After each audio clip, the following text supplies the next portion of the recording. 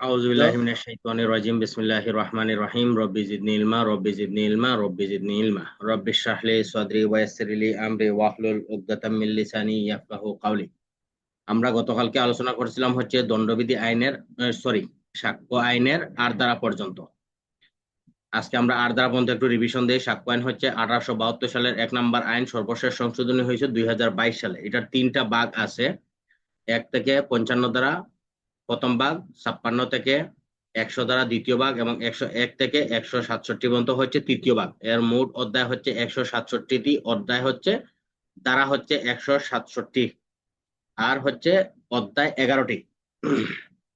এক ধারা শিরোনাম বা প্রবর্তন, এটা 1872 সালের সাক্ষ্য আইন হিসেবে অভিহিত হবে এবং সমগ্র বাংলাদেশে কার্যকর হবে।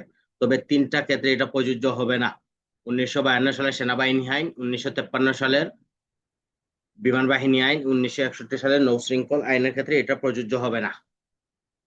2 ধারা বাতিল। 3 ধারা হচ্ছে সংজ্ঞাসমূহ।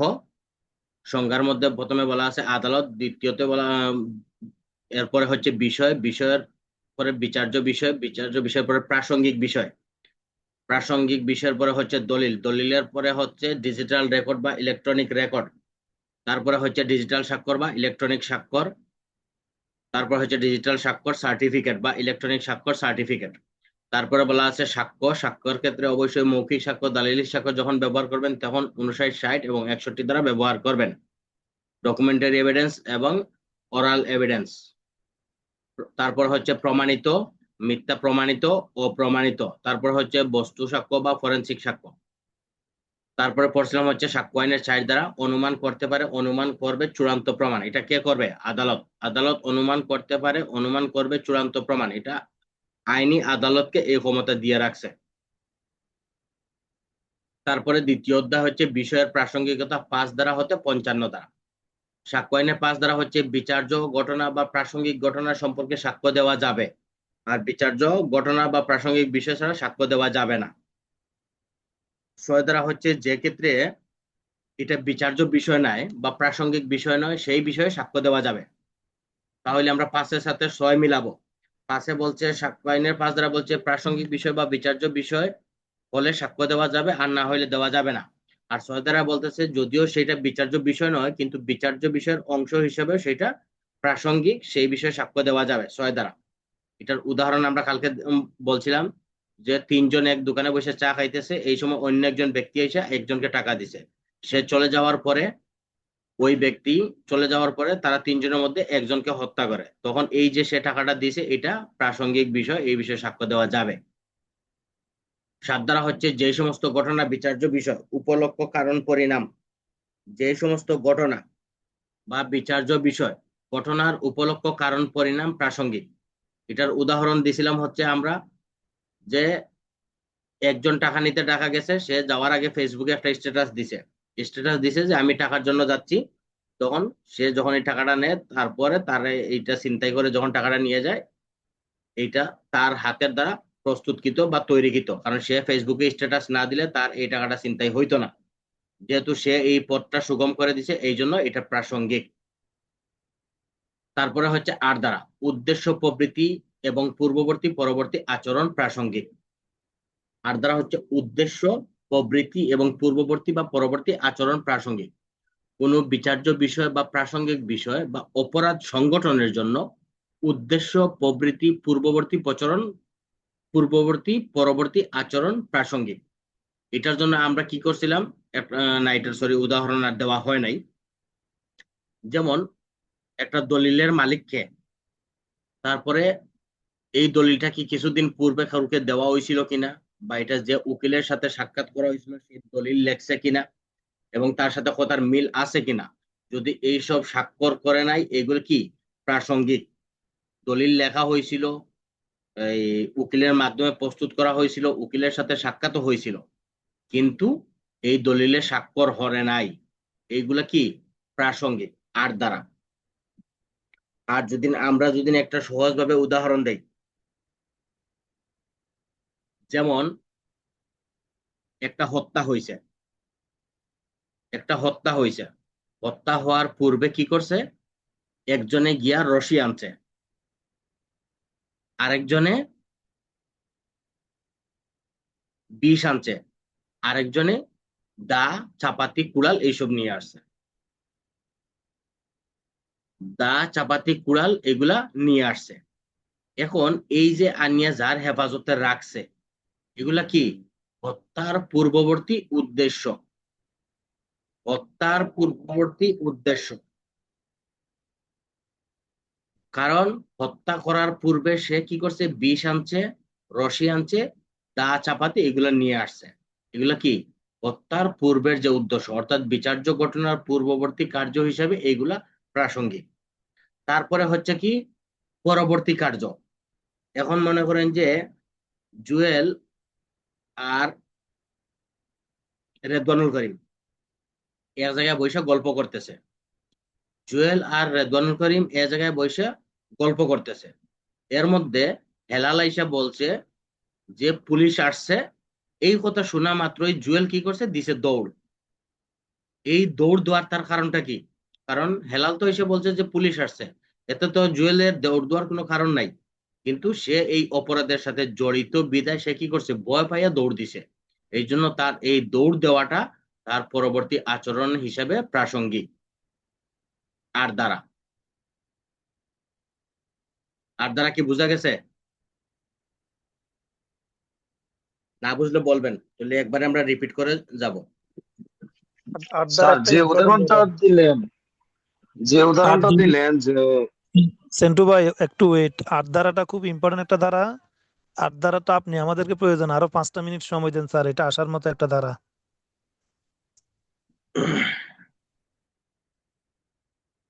আর দ্বারা, আর দ্বারা মূল হেডেনটা হয়েছে কি, উদ্দেশ্য, প্রস্তুতি। এখন একটা হত্যা মামলা হচ্ছে কি, বিচার চলতেছে, একটা হত্যা মামলার বিচার চলতেছে। এই হত্যা মামলার বিচার চলতেছে। এখন একটা হত্যা কিভাবে হয়েছে, হত্যা হওয়ার পূর্বে তো অবশ্যই এর সাথে কিছু আলামত আছে, আছে না? আলামতটা কি?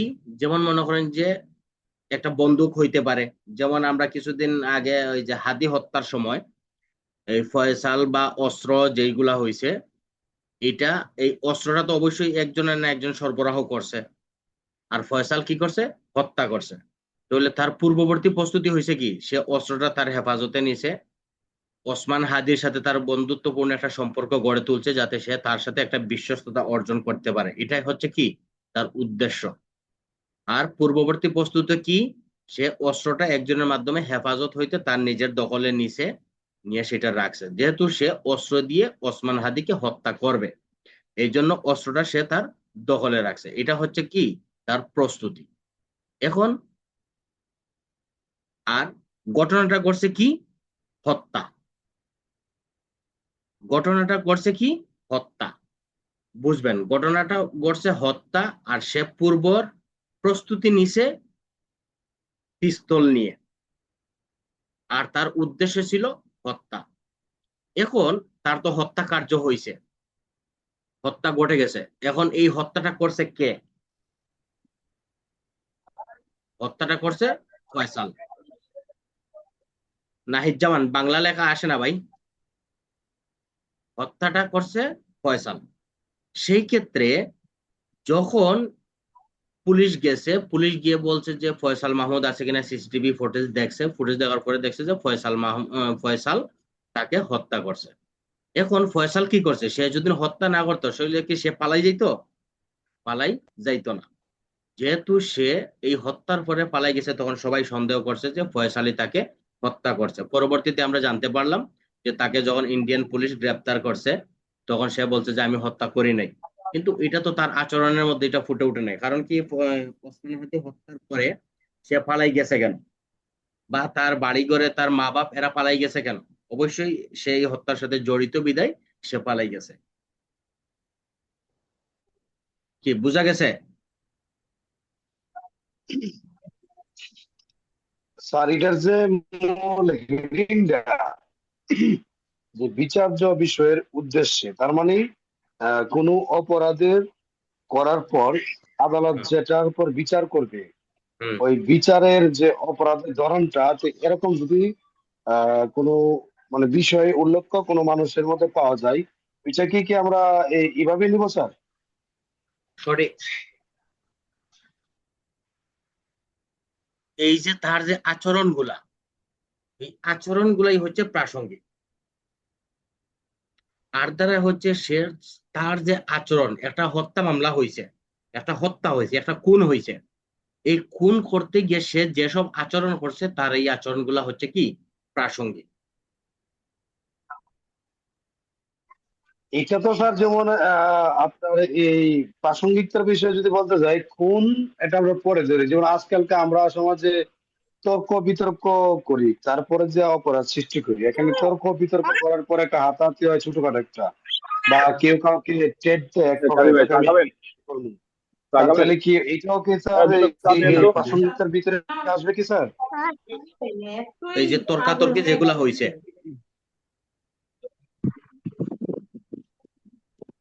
সেন্টু মিয়া কোনটা বললেন? যে মনে হয় যে একটা হাতাহাতি হয়েছে, দস্তাদস্তি হয়েছে, এইগুলার কথা বললেন? জি স্যার, যে এখানে বললাম না যে বিচার্যের বিষয়ের উদ্দেশ্যে, যে আমি কালাম উস্তাদের সাথে আমার একটা মনোমালিন্য আছে, সেটা আমি জানি, কিন্তু সে হুম, আমার সাথে লাগতে আসে না। এখন হুম, তার সাথে আমি কোনো না কোনো একটা সেন্টিমেন্টাল হয়ে তর্ক লাগার পরে তাকে উদ্দেশ্য প্রণীত ভাবে তার সাথে গেলাম, তর্কাতর্কি করলাম, গিয়ে সে তর্কাতর্কি করার ফলে এক প্রকার তার সাথে মারামারি শুরু করে দিলাম। এটা নিয়ে সঠিক। একটা অপরাধ হয়ে গেল। তো হ্যাঁ, এটাও কি স্যার প্রাসঙ্গিকতার ভিতরে আসবে কিনা স্যার? অবশ্যই প্রাসঙ্গিকতার মধ্যে এটা আসবে, অবশ্যই সেটা প্রাসঙ্গিকতার মধ্যে আসবে। তার মানে আমার জ্ঞানে যতটুকু আমি বুঝতে পারছি স্যার, যে অপরাধের পূর্ব প্রস্তুতিমূলক যে আচরণটা, এটাকে প্রাসঙ্গিক হিসাবে গ্রহণযোগ্য নেওয়া হতে হবে, আর এটাই আর দ্বারা না। সঠিক। পানির বোতল আছে নাকি ভাই? এমনি এমনি না। আর কারো কোনো প্রশ্ন আছে আর দ্বারা?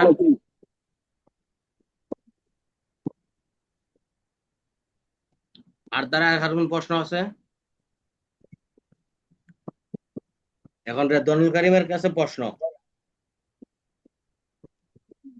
আমি হত্যা মামলার জন্য সে কি করছে, একটা দা ক্রয় করে আনছে, হত্যা করার জন্য একটা দা ক্রয় করে আনছে, এই দাটা উদ্ধার করা হয়েছে, এটা কত দ্বারায় প্রাসঙ্গিক? আট দ্বারাই প্রাসঙ্গিক। কিভাবে বলেন? 27 ধারা হবে না স্যার? হেলালুজ্জামান উদ্দেশ্যে তার পরে পুরো আসতেছি, হেলালুজ্জামান পরে আসতেছি, রেদওয়ানুল কারীম বলেন। হত্যা করা তার একটা উদ্দেশ্য ছিল, এটা পূর্ব পরিকল্পিত ছিল। সঠিক, সঠিক। মনে রাখবেন, আলামত হচ্ছে আর দ্বারায় প্রাসঙ্গিক, আলামত আর দ্বারা মোতাবেক প্রাসঙ্গিক। এখন আপনাকে বলল যে একটা হত্যা মামলার জন্য, একটা হত্যার জন্য সে একটা ছুরি আনলো, চাকু আনলো, পিস্তল আনলো, এটা কত দ্বারা মোতাবেক প্রাসঙ্গিক? এটা হচ্ছে আর দ্বারা মোতাবেক প্রাসঙ্গিক। কারণ কি, সে এই চাকুটা আনছে একজনকে হত্যা করার জন্য, এখন হত্যা করা কি তার উদ্দেশ্য, ঠিক আছে? তার উদ্দেশ্য, তার আচরণ, এটা আর দ্বারা মোতাবেক প্রাসঙ্গিক। অর্থাৎ সবসময় মনে রাখবেন যে আর দ্বারায় হচ্ছে আলামত প্রাসঙ্গিক। হ্যাঁ, হেলালুজ্জামান কি বলছিলেন, বলেন প্লিজ। স্যার ওইটা আমি 27 ধারাতে গেছিলাম স্যার, এটা ভুল হয়েছে আমার। ঠিক আছে, সমস্যা নেই। পরে সাক্ষ্য আইনের 9 ধারা, প্রাসঙ্গিক ঘটনার ব্যাখ্যা বা উপস্থাপনার জন্য আবশ্যকীয় ঘটনা প্রাসঙ্গিক। এখন এটা আপনারা কে কি বুঝেন আমার একটু বলেন তো দেখি, পরে আমরা মূল বিষয়ে যাই।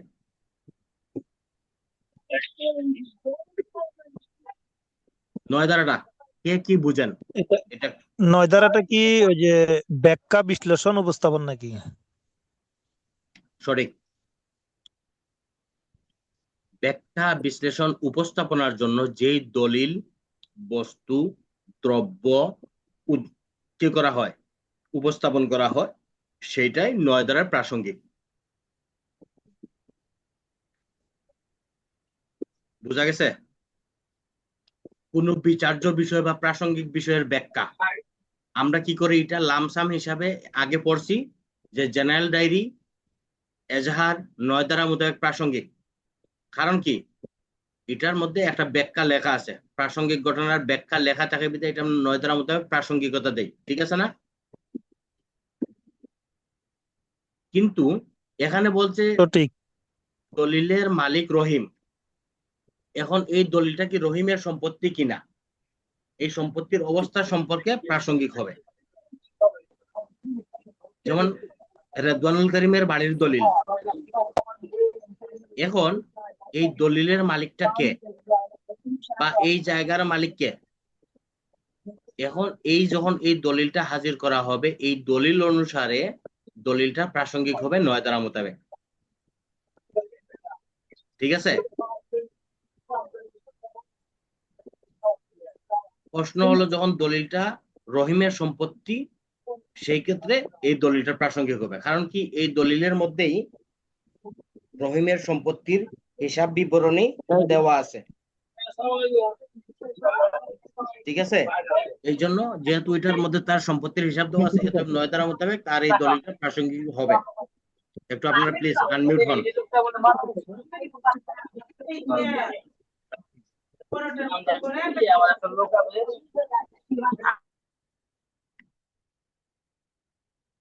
যারা একটু কথা বলেন একটু প্লিজ মিউট হয়ে থাকবেন, ঠিক আছে? তাহলে অন্যদের ডিস্টার্ব হবে না।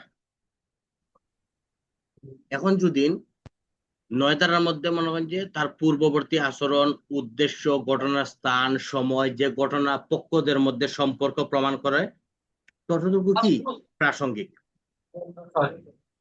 বিচার্য বিষয় 9 ধারাটা ভালো করে বুঝেন, কথা বলবেন না প্লিজ। 9 ধারাটা ভালো করে বুঝেন, একটু মিউট হন।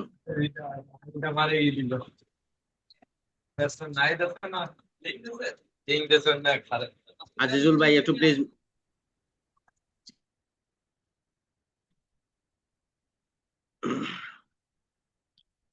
9 ধারা হচ্ছে যে প্রাসঙ্গিক ঘটনার ব্যাখ্যা উপস্থাপনার জন্য আবশ্যকীয় ঘটনা। তাহলে আমরা সবসময় মনে রাখতে হবে, বিচার্য বিষয় প্রাসঙ্গিক বিষয়ের ব্যাখ্যা করার জন্য ঘটনার উদ্দেশ্য, পূর্ববর্তী পরবর্তী আচরণ, ঘটনার স্থান, সময়, যে ঘটনা যে পক্ষদের মধ্যে হয়েছে তা প্রমাণ করার জন্য যতটুকু প্রয়োজন ততটুকুই প্রাসঙ্গিক। এটাই হচ্ছে 9 ধারা। তাহলে এখন আমরা মনে হয় যে কি করতে পারি, সুমন চুরির অপরাধ অভিযুক্ত, ওই সম্পত্তি রাসেলের কাছে দিল, রাসেল আবার এই সম্পত্তি সুমনের বউয়ের কাছে দিল, দিয়ে বলল লুকিয়ে রাখার জন্য। রাসেলের এই বিবৃতি প্রাসঙ্গিক। ঠিক আছে? সুমন চুরির অপরাধে অভিযুক্ত, এই সম্পত্তি সে রাসেলের কাছে দিয়ে বলছে যে এটা তার বউয়ের কাছে দেওয়ার জন্য। তখন রাসেল আবার কি করছে, এটা নিয়ে সুমনের বউর কাছে এই সম্পত্তিটা দিছে বা লুকিয়ে রাখার জন্য বলছে। তখন রাসেল এই আদালতে বললো যে আমার সুমন এটা বলছে, এখন আমি সুমনের বউর কাছে নিয়ে এই সম্পত্তিটা দিছি। কিন্তু অবশ্যই এই যে তার যে এই বিবৃতিটা দিছে, এই বিবৃতিটা সুমনের বিরুদ্ধে প্রাসঙ্গিক। কারণ কি, সুমন যেহেতু চুরির অপরাধে অভিযুক্ত। ঠিক আছে? 9 ধারা কি বোঝা গেছে?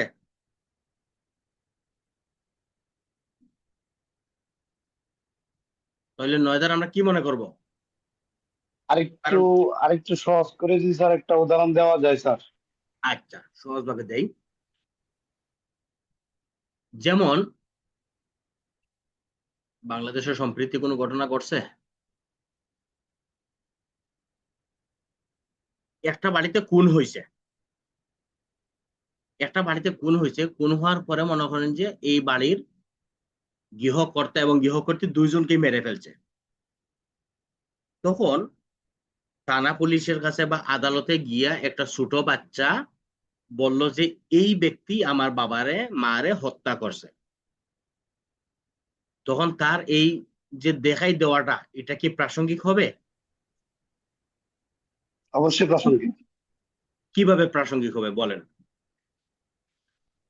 প্রাসঙ্গিক হবে এই কারণে, যেহেতু বিচার্য বিষয় নিয়ে আলোচনা হবে, সেখানে স্থান, কাল বা ঘটনার বিবরণী এ সমস্ত বিষয়ে উল্লেখ থাকতে হবে। তো সে তো এখানে অবস্থান করতেছিল, এখানে একটা ঘটনা অবস্থান ঘটছে। করতেছিল। এখন সে কি করছে, একটা হত্যা মামলার জন্য সে সাক্ষ্য দিছে যে এই ব্যক্তিটাই আমার বাবা মাকে হত্যা করছে। কারণ সে কি দেখছে,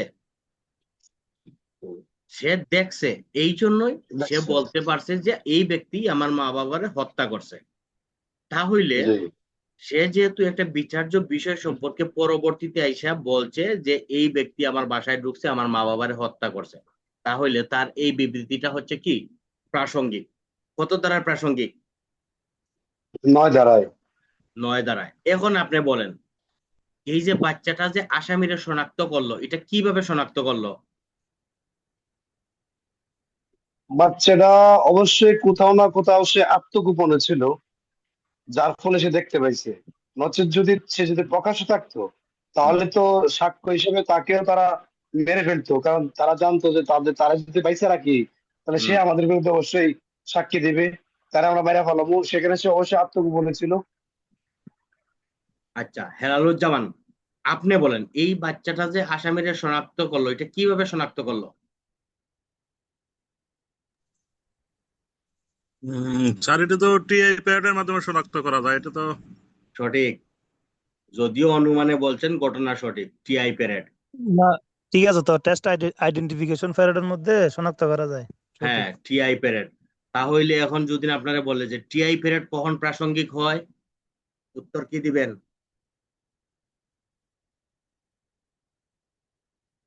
টিআই 9 প্যারেড ধারায়, সাক্ষ্য আইনের কয় ধারা মোতাবেক প্রাসঙ্গিক? 9 ধারায় স্যার হবে। 9 ধারায় টিআই প্যারেড প্রাসঙ্গিক। ক্লিয়ার? জি স্যার। এখন আমরা তাহলে 10-এ যাইতে পারি নাকি?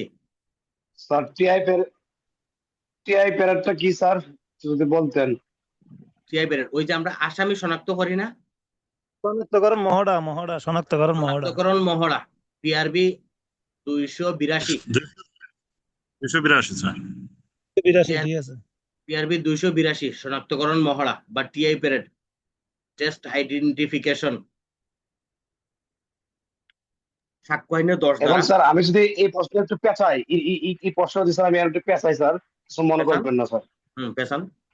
যদি এখানে বাচ্চাটা যদি অপ্রাপ্তবয়স্ক হয়, হুম তাহলে তার মস্তিষ্কে কিন্তু তাকে আইডেন্টিফাই করা খুবই কষ্টদায়ক। হুম বাচ্চাটা যদি প্রাপ্তবয়স্ক হয়, হুম তাহলে সে যদি তাকে চিনতে না পারে, তখন তার বর্ণনা পেশ করতে পারবে। হুম এখন এখানে এই বাচ্চার বক্তব্যটা যে আমরা প্রাসঙ্গিক ধরে নিব, হুম তাহলে তার কি বয়সটা কি এখানে উল্লেখ দেওয়া থাকবে কি থাকবে না, এটা না, আমরা কিভাবে বুঝবো? বয়সের ক্ষেত্রে কোনো উল্লেখ নাই। কথা বুঝছেন? বাচ্চাদের আমি জি আপনারা স্যার। বলি, আপনারা সহজভাবে একটু মনে রাখবেন। যদিও এটা ফৌজদারি কার্যবিধির প্রশ্ন, যখন কোনো পিতা মাতা জি সন্তানের বিরুদ্ধে সাক্ষ্য দেয়, এটা কিন্তু গ্রহণযোগ্য, জানেন, প্রাসঙ্গিক। মা বাপ আমার কি করলো, জি তার স্যার। সন্তানের বিরুদ্ধে সাক্ষ্য দিল, এটা কিন্তু আদালতে গ্রহণযোগ্য। কারণ কি, জি একজন পিতা বা সন্তান কখনোই চায়, বাবা চায় না যে তার সন্তান সাজা পাক। ঠিক আছে? জি স্যার। যখনই একজন মা বাবা তার সন্তানের বিরুদ্ধে স্বীকারোক্তি দেয়, এটা প্রাসঙ্গিক। তারপর হচ্ছে জি শিশু। শিশু কখনো মিথ্যা কথা বলে না। কথা বলছেন? শিশু জি কখনোই মিথ্যা কথা বলে না। স্যার শুনেন, ওই যে সেন্টু ভাই পিতা মাতার ভরণ পোষণ আইন যখন পড়বেন, তখন সেন্টু ভাই শুধু ওর মা বাপকে না, ওর দাদিকে খাওয়াইতে বাধ্য। বেশি ফেঁচাইতে গেলে আমরা আগাইতে পারবো না। দাদিরেও খাওয়াইবেন, নানিরেও না, আপনি খাওয়াইবেন। আপনার এটাও কাজ বিষয়টা দেবে। যদি ক্লিয়ার হয়ে যান, পেস গুস করে যাতে একটু ভালো হয় না, কারণ আপনারা তো বুঝেন, আমরা তো নতুন, সেজন্য নতুন না, ক্লিয়ার। এত পেছালে হবে না। এত পেঁচাইলে জগা খিচুড়ি হয়ে যাবে। আপনি পিতা মাতার ভরণ পোষণ আইন পড়লে আপনি দাদা দাদিকে খাওয়াইতে হবে। দাদা দাদিরেও খাওয়াইবেন, নানা নানিরেও খাওয়াইবেন, মাপ নাই। যার যার তারপরে হচ্ছে 10 ধারা, অভিন্ন অভিপ্রায় যার বা উদ্দেশ্য। যার রিজিক আছে খালি আচ্ছা আচ্ছা, ঠিক আচ্ছা আছে। আচ্ছা, আমরা একটু মিউট হই। হ্যাঁ, 10 ধারা হচ্ছে অভিন্ন অভিপ্রায় বা উদ্দেশ্য, ষড়যন্ত্রকারীর কথা বা কার্য প্রাসঙ্গিক। অভিন্ন অভিপ্রায়, উদ্দেশ্যে, ষড়যন্ত্রকারীর কথা বা কার্য প্রাসঙ্গিক। একবারে সহজভাবে উদাহরণ দেই, তখন আপনারা এটা বিষয়টা বুঝবেন। যেমন একটা ষড়যন্ত্র করতে গেলে 2জন ব্যক্তির দরকার হয়, ঠিক কিনা? একটা ষড়যন্ত্র করতে গেলে 2জন জি ব্যক্তির স্যার। দরকার হয়। এখন এই যে দুইজন ব্যক্তি কি করলো, একটা ষড়যন্ত্র করলো যে কোনো জায়গায় জ্বালাও পোড়াও করবে, আগুন ধরাবে, মারামারি করবে। তখন একজন ব্যক্তি গিয়ে বলল যে আদালত, আমার সাথে সেন্টু মিয়ার এই ধরনের কথাবার্তা হয়েছে, আমরা মারামারি করব, জ্বালাও পোড়াও করব। এই যে আপনার সাথে যে ব্যক্তিটা গিয়ে এগুলা আদালতে বলে দিল, সেইগুলো 10 ধারা মোতাবেক প্রাসঙ্গিক। বুঝা গেছে? আরেকবার রিপিট করেন, অভিন্ন নেট ডিস্টার্ব। অভিপ্রায়, অভিন্ন অভিপ্রায় বা উদ্দেশ্য ষড়যন্ত্রকারীর কথা বা কার্য প্রাসঙ্গিক। অর্থাৎ একই উদ্দেশ্যে ষড়যন্ত্রকারী যে কথাটা বলছে এটা প্রাসঙ্গিক। একই উদ্দেশ্যে, মনে হয় যে ষড়যন্ত্র করতে গেলে তো দুইজন লোক লাগে। যখন দুইজন লোক লাগে, এখন এর মধ্যে একজনে গিয়ে কি করলো, সে বলল যে মহামান্য আদালত বা পুলিশ অফিসার বা কর্মকর্তা, যে আমরা দুইজনে এরকম ষড়যন্ত্র করছি যে এই জায়গায় একটা মারামারি করব বা এই জায়গায় একটা দাঙ্গা হাঙ্গামা করব। হ্যাঁ, অনেকটা 34-এর মতোই। তখন এই যে স্বীকারোক্তিটা সে দিল, বলল, এটা কিন্তু 10 ধারায় প্রাসঙ্গিক। কারণ কি, আমরা দুইজন ব্যক্তি কিন্তু একই উদ্দেশ্যেই ষড়যন্ত্রটা করছি। সেই ক্ষেত্রে আমার এই যে দেওয়া বক্তব্যটা, এটা 10 ধারায় প্রাসঙ্গিক। কারণ কি, আমি তো ষড়যন্ত্রের একটা অংশ। বুঝা গেছে?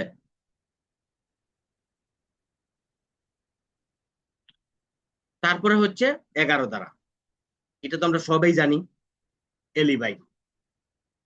যে সকল ঘটনা অন্যভাবে প্রাসঙ্গিক নয়, সেগুলো যখন প্রাসঙ্গিক হয়, বা অজুহাত বা এলিবাই। এই এলিবাইটা কার? এটা কি সাক্ষীর, আসামির, নাকি বাদীর? আসামির। আসামির। 11তে দুইটা বিষয় বলা আছে। যদি কোনো বিচার্য বিষয় বা প্রাসঙ্গিক বিষয়ের সাথে অসঙ্গতিপূর্ণ হয়, যদি কোনো বিচার্য বিষয় বা প্রাসঙ্গিক বিষয়ের সাথে অসঙ্গতিপূর্ণ হয়, সেই ক্ষেত্রে এটা প্রাসঙ্গিক হবে।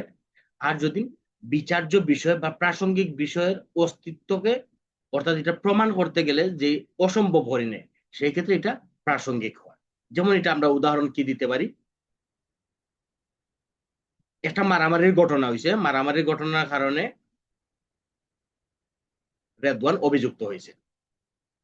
কিন্তু এখন রেদওয়ান দেখাইলো কি, যে মহামান্য আদালত, এই যে দেখেন মারামারির দিন আমি কই আসলাম, ইন্ডিয়া চেন্নাইয়ের মধ্যে আমি অবস্থান করতেছি। তাহলে তার এটা কি প্রাসঙ্গিক না? কারণ কি, সে তো ইন্ডিয়া থেকে আইসা তো সকাল 10টার সময় তো আর চট্টগ্রাম ওই জঙ্গল সলিমপুরে তো আর মাইর করা সম্ভব না। সম্ভব? কারণ সে দেখাইছে যে আমি এই যে দেখেন, আমি 10 তারিখে আমি এই ইন্ডিয়াতে ছিলাম, তাহলে 11 তারিখ সকালে যে মারামারি হইলো, তখন তো আমি এখানে মারামারিতে হাজির থাকার কথা না। কারণ ইন্ডিয়াতে কিন্তু আমার এখানে আসাও সম্ভব না, আর মারামারি করাও সম্ভব না। ঠিক আছে? যেহেতু সে প্রমাণ করছে কি, সে কলকাতায় ছিল, ইন্ডিয়াতে ছিল, এই জন্য তার এটা প্রাসঙ্গিক। আর দ্বিতীয়ত হইছে, যেমন একটা খুন হয়েছে, কারণ খুন দিয়ে সহজে উদাহরণ দেওয়া যায়। খুন হয়েছে কই? চট্টগ্রামে জঙ্গল জঙ্গল সলিমপুরে খুন হয়েছে। এটার অভিযুক্তের জন্য সুমন অভিযুক্ত।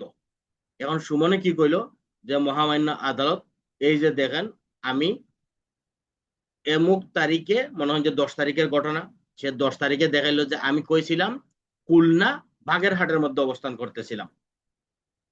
আর ঘটনা করছে কখন? মনে হয় যে সকাল 10টার সময় ঘটনা করছে। তো সকাল 10টার সময় তো সে বাগেরহাট থেকে আইসা তো আর জঙ্গল সলিমপুরে খুন করা সম্ভব না।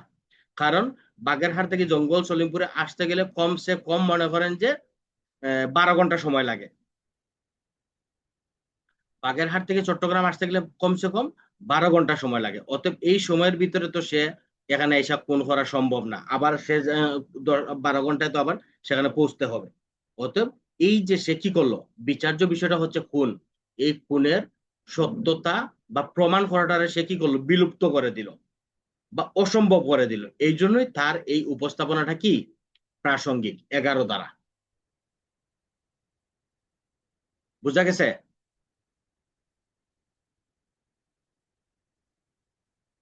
11 ধারাটা কি ক্লিয়ার? 11 ধারাটা ওই যে আমরা সিআরপিসি পড়ছিলাম যে 340-এর মধ্যে এটা আর কি, ওই যে যার বিরুদ্ধে মামলা করা হয়েছে তার আত্মপক্ষ সমর্থনের অধিকার। এখানে আপনি আত্মপক্ষ সমর্থনের অধিকার বলতে এটা হচ্ছে আসামির ক্ষেত্রে, আপনি এখানে 340 না দেওয়াটাই বেটার। হুম। না ঠিক আছে, কিছুটা যায় মিলে। হুম। কিছুটা গেলেও সব জায়গায় সবটারে মিলানো উচিত না। কারণ কি, সব জায়গায় সবটারে মিলাইতে গেলে কিছু সমস্যা আছে। এই জন্য ওই আসামির অজুহাতের ক্ষেত্রে, কারণ 340-এর যেটা, এটার সাথে আপনি এটা না দেওয়াটাই বেটার। কারণ আসামির অজুহাতে আসামির মধ্যেই রাখা উচিত। কারণ ওই জায়গায় যদি আপনি 340-এ মিলাইতে যান, তাহলে দেখা গেছে আপনার একটা আহ, বাধা সৃষ্টি করবে। অতএব সাক্ষ্য আইনে শুধু সাক্ষ্যের মধ্যে রাখেন, এটাকে ফৌজদারির সাথে কনভার্ট না করাটাই বেটার।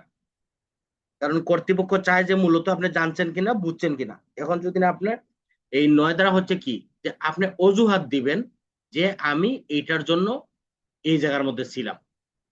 ঠিক আছে, এখানে আপনার আত্মপক্ষ সমর্থনের কথা তো আর বলে নাই, বলছে যে আপনি অজুহাত দেন। আত্মপক্ষ সমর্থন কি? আত্মপক্ষ সমর্থনটা কি রেদওয়ান? এটা হচ্ছে যে অপরাধে যে অভিযুক্ত ব্যক্তি, ওনার কুশলীর মাধ্যমে এটা আত্মপক্ষ সমর্থনমূলক জবানবন্দি প্রদানের অধিকারী করবেন আর কি, ওনার অ্যাডভোকেট লয়ারের মাধ্যমে। হুম, আত্মপক্ষ সমর্থন রে বলে যে আমি আমার নিজের নির্দোষ দাবি করা, সেটা নাকি নাকি নিজের বক্তব্য আদালতের শ্রবণ করানো?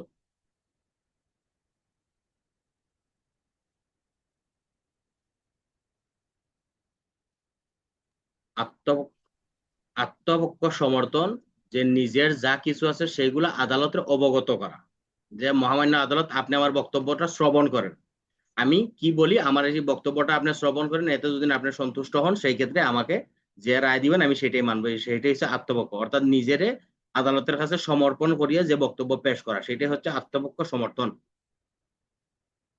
ঠিক আছে, তাহলে সময়টা এত অল্পই যে মুহূর্তের মধ্যে শেষ হয়ে যায়। এই যে দেখেন আজকে 4টা ধারাতেই শেষ করে দিতে হচ্ছে। তাহলে আমরা আবার 7 ধারায় যাই। 7 ধারা হচ্ছে ঘটনার উপলক্ষ কারণ পরিণাম যখন প্রাসঙ্গিক হয়। 8 ধারা ঘটনার পূর্ববর্তী পরবর্তী উদ্দেশ্য প্রস্তুতি প্রাসঙ্গিক। সাথে ব্যবহার মনে রাখবেন আলামত, আলামতও 8 ধারায় প্রাসঙ্গিক। তারপর হচ্ছে 9 ধারা হচ্ছে প্রাসঙ্গিক ঘটনার ব্যাখ্যা বিশ্লেষণের জন্য যতটুকু প্রয়োজন ততটুকুই প্রাসঙ্গিক। প্রাসঙ্গিক ঘটনার ব্যাখ্যা বিশ্লেষণের জন্য যতটুকু প্রয়োজন ততটুকুই প্রাসঙ্গিক 9 ধারা। সাথে মনে রাখবেন টিআই পিরিয়ড 9 ধারায় প্রাসঙ্গিক। 10 ধারা হচ্ছে ষড়যন্ত্রকারীর কার্য, অর্থাৎ যখন একটা বিচার্য বিষয় বা ঘটনা এটা ষড়যন্ত্রকারীদের কার্য প্রাসঙ্গিক, তখন এটা তো আমরা উদাহরণ দিলাম যে 2 জনে ষড়যন্ত্র করছে, তার সাথে একজন এসে যে বক্তব্য দিবে সেই বক্তব্যটা 10 ধারা মোতাবেক প্রাসঙ্গিক। 11 ধারা হচ্ছে বিচার্য বিষয়ের অস্তিত্ব বা অস্তিত্বহীনতাকে অসম্ভব বা বৈপরীত্যপূর্ণ হয়, সেই ক্ষেত্রে এটা প্রাসঙ্গিক। 11 ধারা বা আসামির অজুহাত বা এলিবাই 11 ধারা প্রাসঙ্গিক।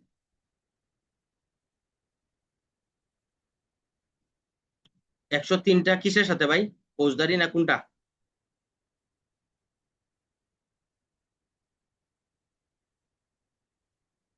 আচ্ছা বুঝছি, আপনি ওই যে 11-র সাথে বলতেছেন এলিবাইয়ের সাথে, ওইটা 103টা হচ্ছে ভাই প্রমাণের দায়িত্ব। আপনারা চ্যাপ্টারটা বুঝেন, আমরা এখন পড়তেছি প্রাসঙ্গিকতা। যখন আপনার সাক্ষ্য আইনে কোনো প্রাসঙ্গিকতা চাইবে, যে প্রশ্নের প্রাসঙ্গিকতা, সেই ক্ষেত্রে আপনি সাক্ষ্য আইনের 5 ধারা থেকে 55 ধারার ভিতরে আপনার থাকতে হবে, এর বাইরে যাওয়ার সুযোগ নাই। ঠিক আছে, যখন আপনাকে বলবে প্রাসঙ্গিকতা, প্রাসঙ্গিকতা যখন বলবে তখন হচ্ছে আপনাকে 5 ধারা থেকে 55 ধারা মতোই যাইতে হবে। আর যদি বলে প্রমাণের দায়িত্ব, তাহলে আপনাকে যাইতে হবে 101 থেকে 112 ধারা। কারণ আমরা এই যে অধ্যায় ভিত্তিক পড়তেছি, এই যে সাক্ষ্য আইনের মধ্যে আমাদের পেশ লাগে কোন জায়গায়? পেশ লাগে হচ্ছে যখনই আমরা এই যে চ্যাপ্টারটা ধরতে পারি না, যে চাইছে প্রাসঙ্গিকতা, আমরা খুঁজাই গিয়া প্রমাণে, খুঁজাই হচ্ছে গিয়া ওই যে সাক্ষীর জবানবন্দিতে। ঠিক আছে, তো আমাদের এই যে এখন সময়টাও শেষ, আমাদের সময়টা হচ্ছে মাত্র 40 মিনিটের সময়, আমরা এই যে অযথা সময়টাও নষ্ট করে দিই।